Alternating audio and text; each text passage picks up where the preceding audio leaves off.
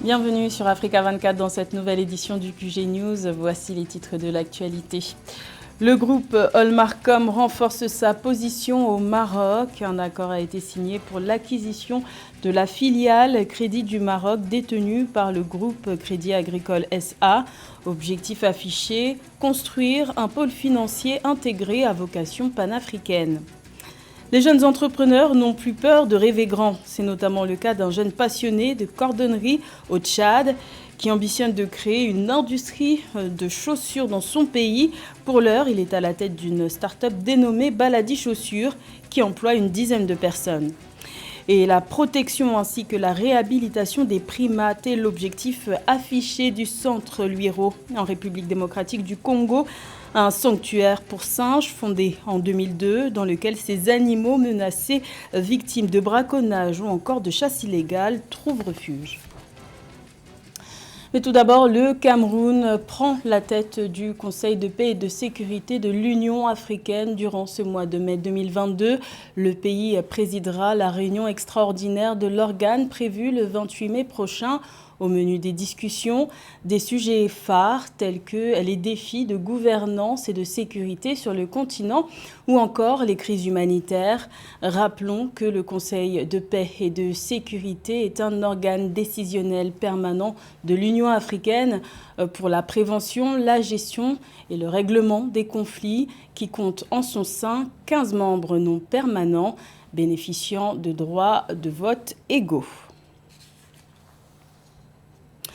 Du haut de sa cinquantaine d'années, Olmarcom vise grand au Maroc. Le groupe vient de signer un accord avec le Crédit Agricole SA pour acquérir 78,7% du capital de Crédit du Maroc. Objectif affiché, construire un pôle financier intégré à vocation panafricaine. Les précisions de Amenej.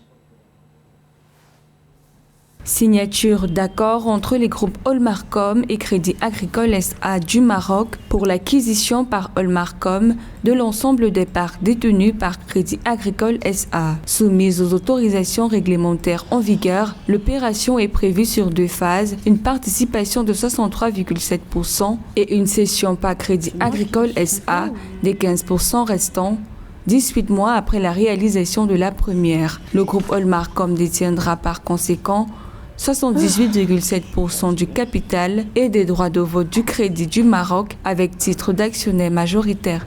Une très bonne chose pour Olmarcom qui va se retrouver à la tête d'un portefeuille extrêmement important puisqu'on compte plus de 800 000 clients actifs, 2400 collaborateurs, presque 300 agences dans tout le Maroc. Donc de ce point de vue, c'est une acquisition qui est importante et qui permet une fois de plus de diversifier l'activité industrielle d'Olmarcom qui est déjà présente dans beaucoup de secteurs. On le sait, que ce soit la logistique, que ce soit l'immobilier, les transports et aujourd'hui le secteur de la banque de façon beaucoup plus concrète qu'auparavant. Le projet d'acquisition s'inscrit dans le cadre de la vision stratégique du groupe Olmarcom qui va vers la construction d'un pôle financier intégré à vocation panafricaine. À cet effet, il avait opéré en 2019 une réorganisation structurelle en vue d'accompagner ses ambitions de développement, axée autour du renforcement de sa position dans le secteur des assurances, la diversification de ses métiers financiers et l'accélération de son expansion en Afrique subsaharienne.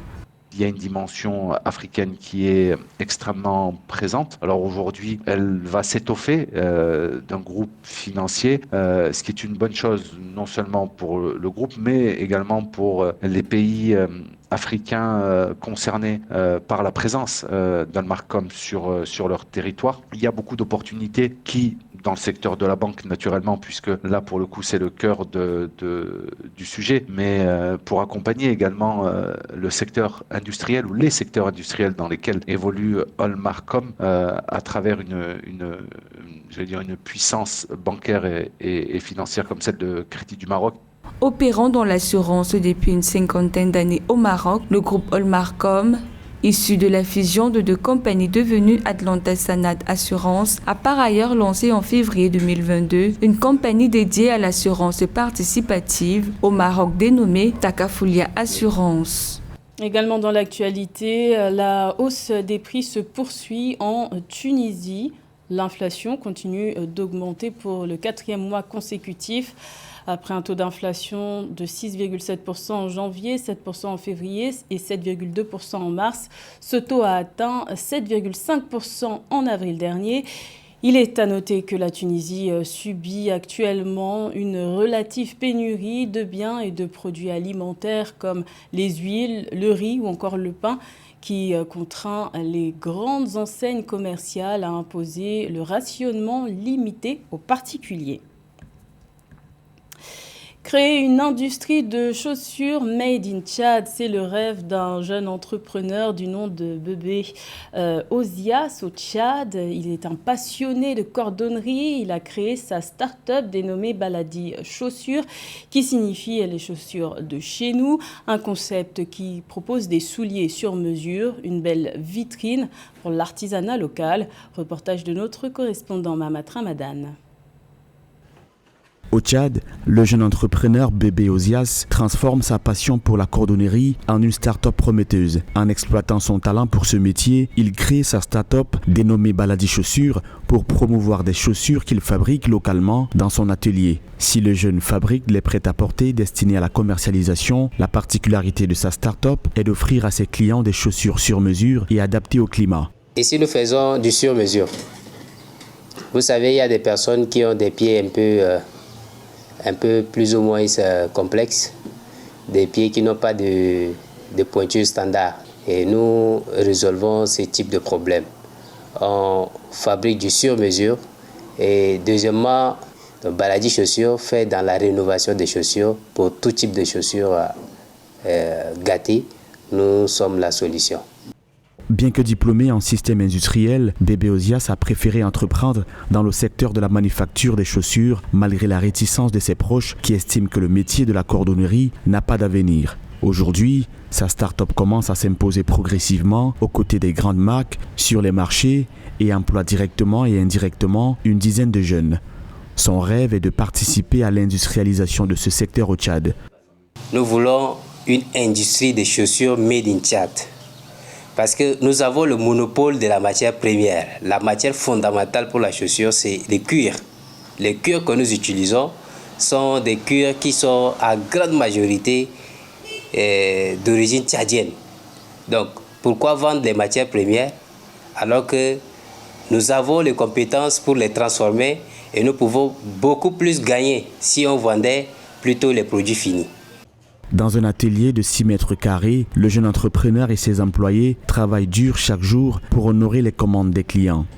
Il espère moderniser son atelier et passer à la production industrielle pour satisfaire les demandes nationales et conquérir les marchés de la sous-région. Sauver et protéger les primates, c'est la raison d'être du centre Luiro en République démocratique du Congo. Ce sanctuaire, fondé en 2002, regroupe des centaines de singes depuis 2021. Un refuge pour ces animaux victimes de chasse illégale, de braconnage, mais aussi des conflits qui sévissent dans l'est du pays. Les précisions d'Océane Kwasi. Situé à l'intérieur du parc national de Kaouzi-Biega, le centre de réhabilitation de Luiro accueille des singes comme ce jeune chimpanzé qui a été sauvé d'une tentative de kidnapping. Fondé en 2002 par l'Institut congolais pour la préservation de la nature, le centre de Luiro apporte des soins médicaux et psychologiques afin de guérir les animaux de leur traumatisme. Aujourd'hui, le centre totalise au moins 112 chimpanzés et il y a 118 je peux dire oui, 118 petits singes. Tous ces animaux-là sont venus dans le mains des braconniers. Ce sont des animaux qui ont été sauvés, en train d'être disparus dans la nature, qu'on a trouvés dans les mains des braconniers et aussi dans les mains des déteneurs, les gens qui domestiquaient les animaux sauvages. Depuis des décennies, l'Est du pays est le théâtre de violences armées. À cela s'ajoute la chasse illégale et le braconnage qui sont à l'origine d'une éradication massive des grands singes. Ces enjeux suscitent l'intervention des agents du centre qui craignent désormais de relâcher les primates dans leur habitat naturel après leur réhabilitation. Pour cause, la présence des milices dans les forêts inquiète grandement. Il y a déjà les groupes qui sont déjà prêts, qu'on peut réintégrer, mais il y a ce qui cause, c'est les groupes armés qui résident dans leur milieu naturel, dans la forêt. Il y a aussi le braconnage qui continue. On a difficile à réintégrer les animaux tant qu'il y a encore ces groupes armés sont encore dans la forêt. Selon l'Union internationale pour la conservation de la nature, en 2016, il ne restait plus que 5000 spécimens de gorilles dans la zone est du pays. Bien qu'il n'y ait aucune preuve que les groupes armés soient impliqués dans les enlèvements, le partenariat pour la survie des grands singes, dirigé par les Nations Unies, soutient que leur présence dans la forêt constitue toujours une menace pour les singes de la région, déjà menacés d'extinction. Bonois, ville ivoirienne située dans le département de Grand Bassam, célèbre chaque année cette fête. Le Popo Carnaval est un événement culturel qui puise ses origines dans les traditions de l'ethnie abouré. Popo signifie d'ailleurs masque en langue abouré. De grands défilés de chars et des danses rythment la période de Pâques. Plus de détails avec Corinne Camden. Si le Brésil a le carnaval de Rio, la Côte d'Ivoire a le Popo Carnaval à Bonois. La ville du sud du pays, située à une soixantaine de kilomètres de la capitale économique Abidjan, est restée fidèle à sa tradition.